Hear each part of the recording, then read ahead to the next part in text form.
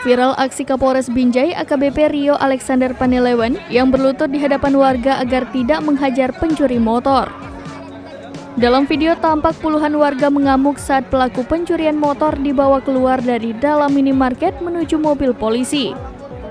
Kejadian ini terjadi di Jalan Lintas Binjai Stabat, Pasar 2 Titipapan, Desa Tandam Hulu 2, Kecamatan Hamparan Perak, Kabupaten Deli Serdang, Sumatera Utara pada Selasa 24 Oktober 2023. Petugas polisi pun berusaha melindungi pelaku.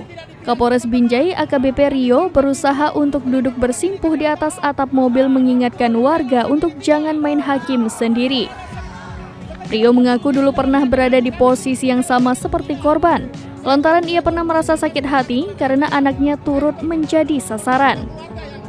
Maling motor tersebut akan mendapatkan hukuman sesuai dengan kelakuannya.